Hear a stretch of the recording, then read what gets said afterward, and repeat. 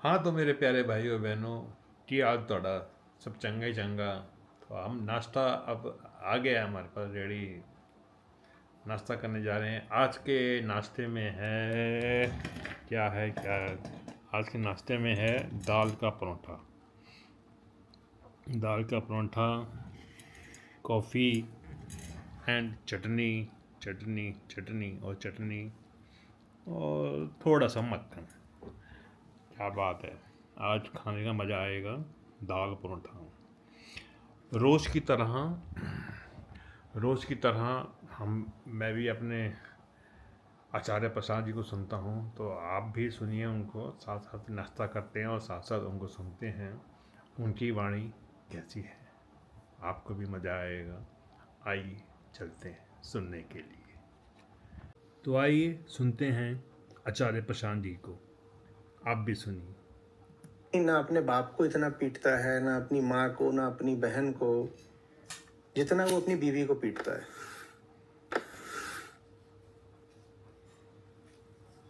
क्योंकि बाप से, भाई से, माँ से, बहन से उतनी कामनाएं नहीं होती, भयानक, मॉन्स्ट्रस, दानवाकार, जितनी जबरदस्त कामनाएं बीवी से होती हैं।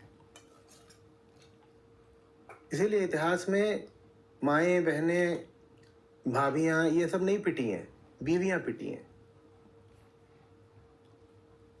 अब सुनो, सही इंसान को जिंदगी में लाने के बारे में एक और बात, शायद आखिरी बात।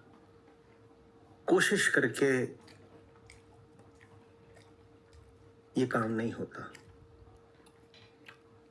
तुम्हारे बुलाने से वो नहीं आएगा।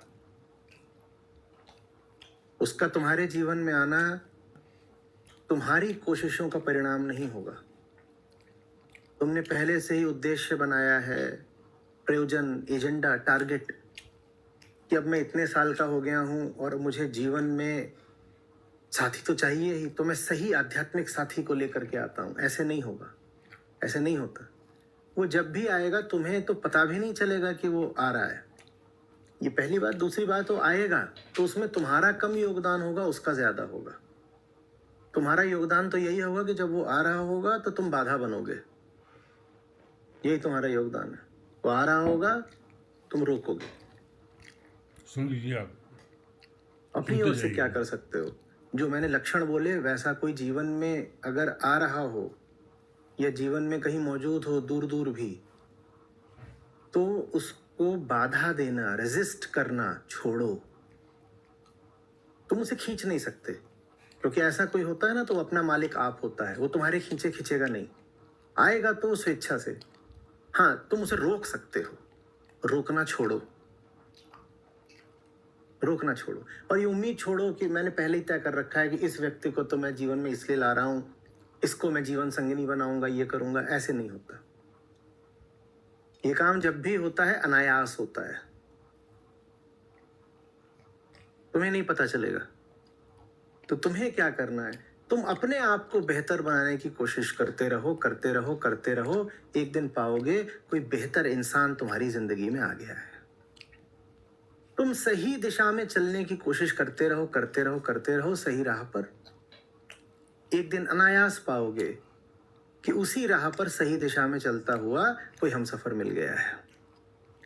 पर वो जो हमसफर है वो तुम्हारा उद्देश्य नहीं होना चाहिए। सही राह और सही मंजिल तुम्हारा उद्देश्य होना चाहिए। फिर उस सही राह और सही मंजिल से इतनी ताकत मिल जाती है कि हमसफर की तलाश छोटी चीज हो जाती है।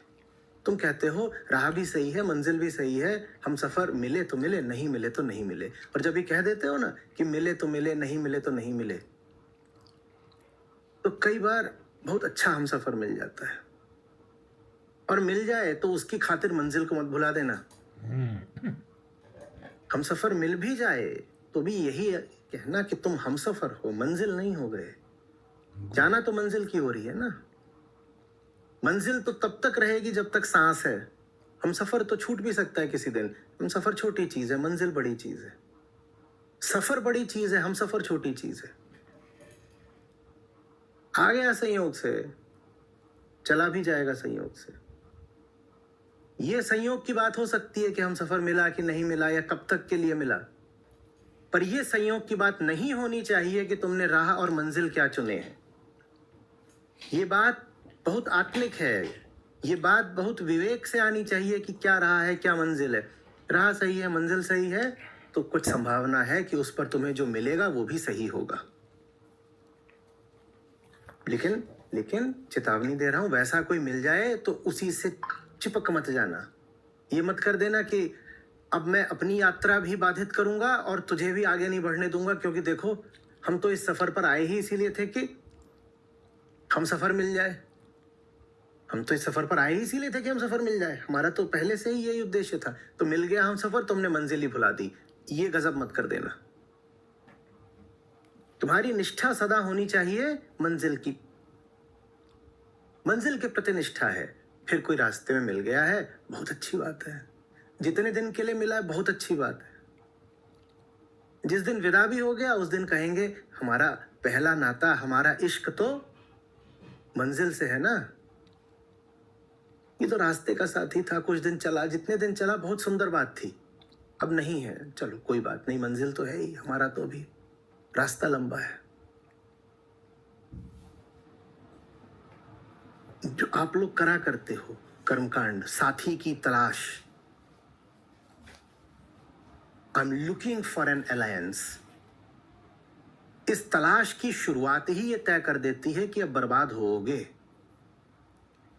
उसका मिलना किसी उद्देश्यपूर्ण सप्रयोजन तलाश का परिणाम नहीं हो सकता। कोई अच्छा साथी मिलेगा भी, जब भी मिलेगा तो अनायास मिलेगा। मैं कह रहा हूं वो एक बाई प्रोडक्ट के तौर पे मिलेगा। आपने मांगा नहीं था, मिल गया। आप क्या मांग रहे थे?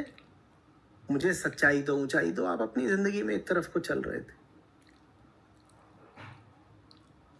उसी में हो गया।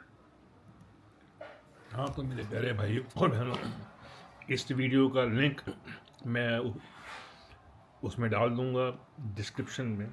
आप ज़रूर देखिए। ये पूरा वीडियो, आपकी आंखें खुल जाएंगी।